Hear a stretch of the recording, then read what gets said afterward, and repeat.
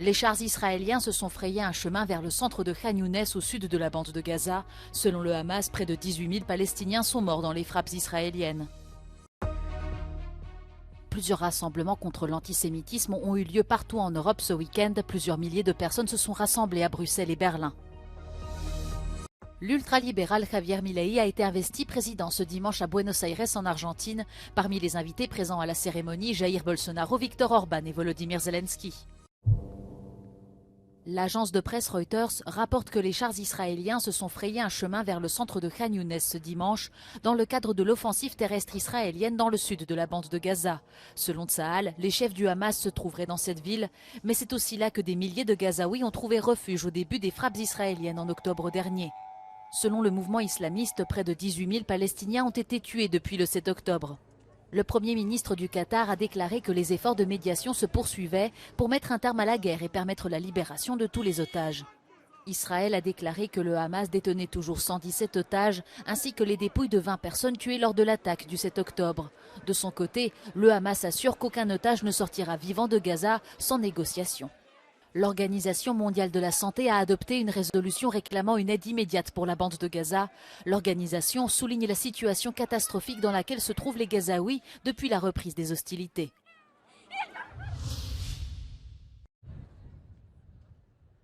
En Europe, les manifestations contre l'antisémitisme se multiplient. Au moins 4000 personnes étaient réunies sur la place de la Chapelle de Bruxelles. Ce rassemblement, se voulant sans barrière ni calicot, fait écho à la peur ressentie dans la communauté juive à l'égard de la recrudescence des incidents antisémites en Europe, particulièrement depuis le 7 octobre, date de l'attaque terroriste du Hamas en Israël.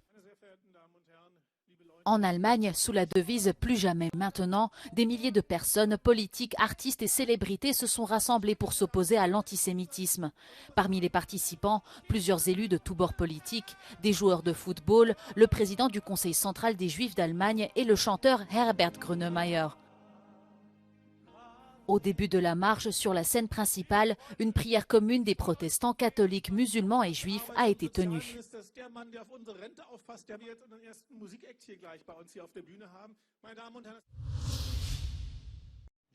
L'Argentine entre dans une nouvelle ère. L'ultralibéral Javier Milei a été investi président ce dimanche en prêtant serment 3 semaines après sa retentissante victoire électorale. Ce nouveau venu sur la scène politique argentine, âgé de 53 ans, a juré d'honorer sa charge avec loyauté et patriotisme et a revêtu l'écharpe présidentielle ciel et blanc. Dans la foulée de la brève cérémonie, Javier Milei a prononcé son premier discours de président, non pas devant les parlementaires comme c'est la tradition, mais face à la foule depuis les marches du Parlement. Le nouveau président a été investi sous le regard de politiciens nationalistes, comme l'ex-président d'extrême droite brésilien Jair Bolsonaro, le premier ministre hongrois ou encore Santiago Abascal, le chef de la formation espagnole d'extrême droite Vox. Le roi d'Espagne Felipe VI était également présent, ainsi que le président ukrainien Volodymyr Zelensky, qui a pu s'entretenir avec Viktor Orban. Le président ukrainien a également profité de son voyage en Argentine pour rencontrer d'autres dirigeants d'Amérique latine. Confronté à une inflation de 143% sur un an, à un endettement structurel et à une pauvreté qui frappe 40% de la population,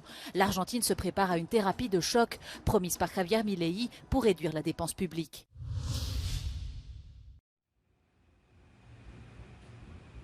Le gouvernement français a mis en place une nouvelle approche pour faire face à la situation des sans-abri à Paris. Depuis le printemps dernier, 10 hébergements temporaires ont été installés à travers la France, dans des villes comme Toulouse, Bordeaux et Strasbourg, dans le but de délocaliser les sans-abri hors des rues de la capitale.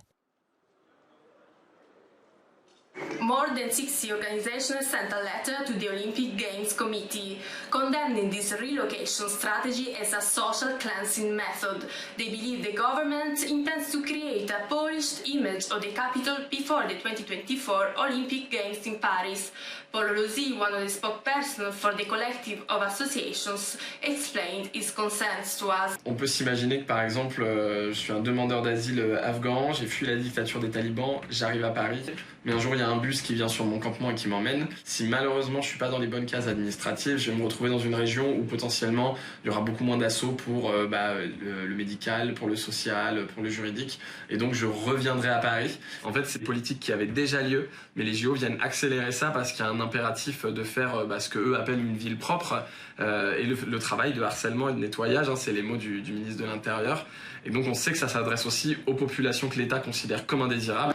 I'm here in what was once the largest squat in Paris, known as Unibeton, which was dismantled by the police in April. More than 400 people, primarily from Chad and Sudan, were evicted from the site, which had been occupied for 3 years. The area is said to be part of the Olympic Village for the 2024 Paris Games. Nous avons rencontré Fari, qui était l'un des résidents de ce squat. On a eu quand même des rencontres avec la préfecture. Il y a eu des promesses comme quoi que les gens vont être hébergés et que tout le monde seront pris en charge. Aucune parole a été respectée. Donc, toutes ces personnes se sont retrouvées à la rue. Je pense que le réfugié est une mauvaise image pour les JO. Et c'est pourquoi ils ont décidé d'expulser. Sauf qu'il n'y a pas eu de solution pour ces personnes qui sont expulsées des squats. D'autres refuges pour sans-abri sont également sous pression, car situés dans des zones mobilisées pour les Jeux Olympiques. Les personnes qui vivent à la rue, et notamment les publics exilés, sont chassées de plus en plus loin de Paris. On nous fait remonter régulièrement que les personnes sont réveillées la nuit et qu'on leur demande de partir. Une de nos craintes, c'est les difficultés que les personnes vont rencontrer pendant les Jeux Olympiques pour pouvoir se déplacer et pour pouvoir accéder à certains lieux de répit. La préfecture de Paris a affirmé à Euronews son engagement à sortir ces personnes de la rue, Jeux Olympiques ou non, dans le but de leur assurer un hébergement digne. These people face a precarious situation as they are compelled to attend the interviews with the prefecture of Paris, a potentially dangerous process for the migrants lacking a legal status, which could lead to the expulsion from the country. Petit à petit, les maisons disparaissent le long de la côte anglaise orientale. Provoquée par l'inlassable force de la mer, l'érosion côtière s'intensifie à un rythme alarmant. There was like 2 or 3 roads. You'd have to go up and down the dunes 2 or 3 times to actually get to the sea from here. And there's that amount that's gone. And now we're just a few meters away. Yeah. Une augmentation des ondes de tempête, intensifiée par des conditions météorologiques de plus en plus erratiques, dévaste les falaises sablonneuses le long de ce tronçon côtier. Des mètres carrés de terrain ont récemment été engloutis. Le conseil municipal est prêt à démanteler les maisons nouvellement abandonnées les plus proches de la falaise de ce village dévasté par la mer.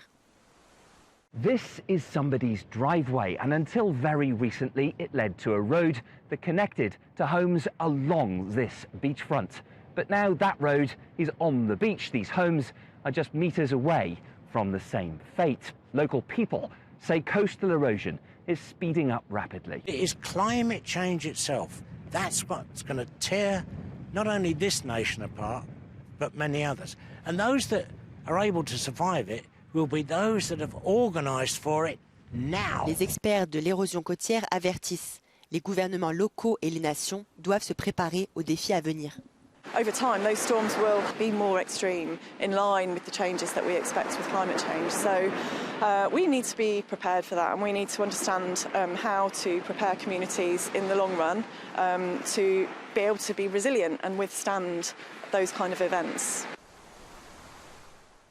Les communautés côtières d'Europe sont confrontées à un avenir incertain, alors que le changement climatique accélère l'érosion des côtes.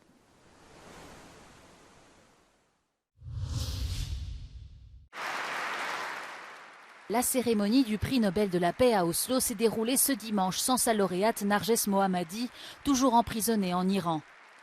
Sa médaille a été transmise à ses enfants qui ont lu un discours qu'elle a réussi à transmettre depuis sa cellule. Le comité Nobel a précisé que ce prix allait à toutes les femmes iraniennes.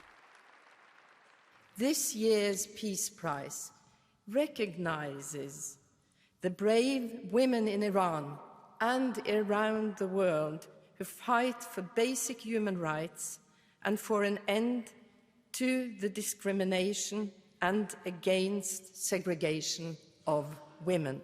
Narges Mohammadi a entamé une nouvelle grève de la faim le jour de la remise de son prix.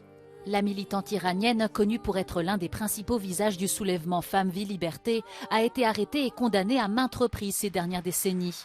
Elle est détenue depuis 2021 à la prison d'Evin, à Téhéran. Le film français Anatomie d'une chute de Justine Triet a été primé samedi à Berlin à l'Académie européenne du cinéma qui récompense chaque année les meilleurs films européens depuis 1988. Le long métrage a remporté les prix du meilleur scénario, du meilleur réalisateur et du meilleur film, ainsi que le prix de la meilleure actrice pour Sandra Hüller. Après avoir remporté la Palme d'Or à Cannes, c'est la consécration. C'est l'histoire d'une écrivaine à succès soupçonnée du meurtre de son mari.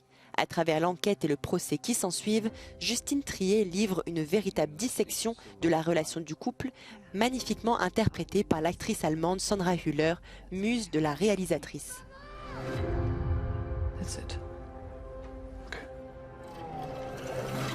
Un film, évidemment, c'est un scénario, c'est des plans, des caméras, mais c'est surtout 80% des acteurs. Et Sandra, c'est vrai que ça a été une surprise chaque jour de moi, mais aussi de toute l'équipe, en fait, constamment de constater à quel point elle était dans la générosité, vraiment dans une implication que j'ai rarement vue, en fait, sur un film.